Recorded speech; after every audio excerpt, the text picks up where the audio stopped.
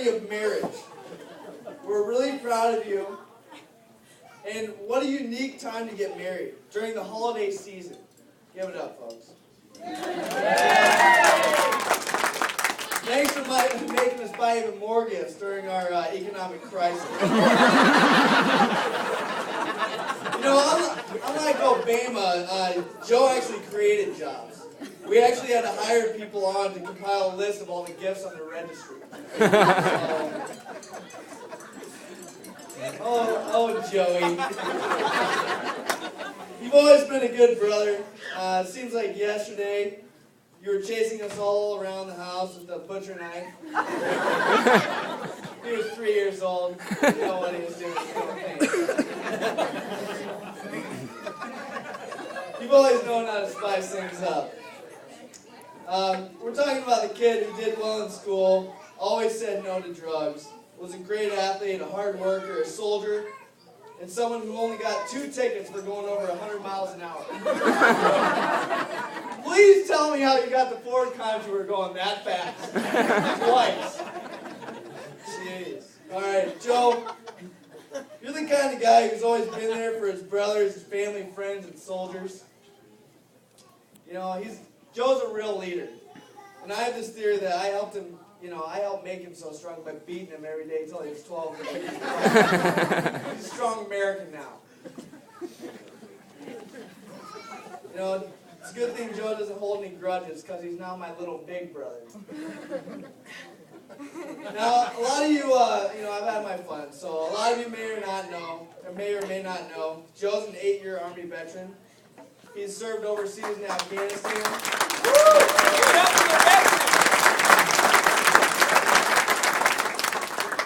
And he may be heading back overseas next year with me. And, next year at this time. So, like I mentioned, Joe's a leader of men. He's chosen by his leadership to complete tasks far above, his pay grade. And his high-ranking officers have come to me, and it's no surprise. I hear the great things Joe's done, and everybody wants him under their command because he's a great soldier. He's chosen a loving bride that's always sewn to his side, and you're a good kid, Joe. Everyone here loves you. You have to love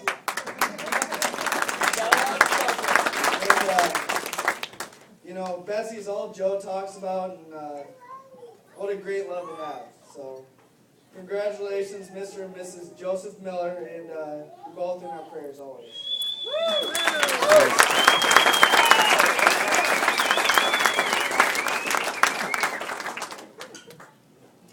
Hi, I'm James, the youngest, the one that gets stepped on all the time. Joe told me that he was going to marry Betsy one day, and I knew Betsy for a little while, and not even 6 months after that, Joe told me Betsy's going to be the one for him. I recently just got back from Iraq, so I haven't seen Joe for 6 months now. Let's go to some comic relief here, because I didn't even write a speech. They're all prepared, and I'm just going to wing it.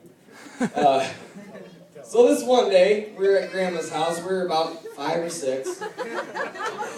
Joe and I and Craig, we all hopped in the brown Lincoln, or a Chrysler at that time. I think it was a Chrysler. A 4-door Chrysler. It's an old car. Green one with the white seats. Well, back then it was new.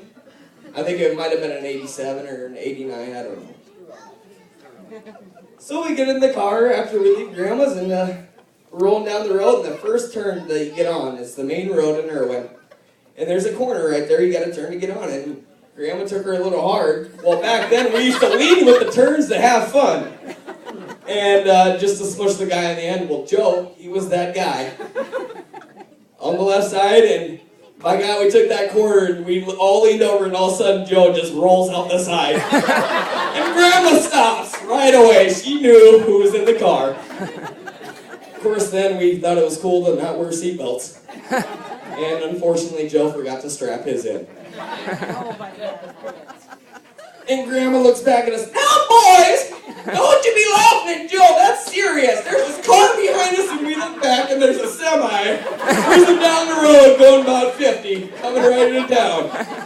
And my God, I've never seen Joe move so fast. I wanted to swear there, but I gotta keep swearing down. And he got back in the car, me and Craig just didn't stop laughing, and we've always laughed at that story every day of our lives. We could tell it 10 times in a day and still laugh harder than the next. It's like that good movie you see, no matter how many times you watch it, it just gets funnier. I think I made emphasis on how funny that point in time in our lives was. But Joe, you've always been the closest brother. We're the same, pretty much the same age. Even though you act older in some parts, and I do too, but we both have our weak points. And I usually manage to get stomped on. But Joe and I work together. We know each other's ways. We know our buttons to hit, and I'm just glad that you finally found the woman of your dreams. Oh. She's nothing. He talks about her all day long.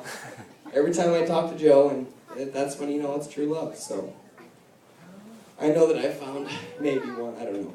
I think she already knows, but I'm the last one in the family, folks.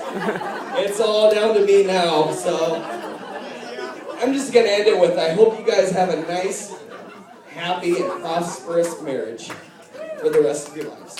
Oh. Does Grandpa want to say anything? Okay. Has anybody got any last words? Love you guys. Parents? No parents? Okay. Okay, no parents.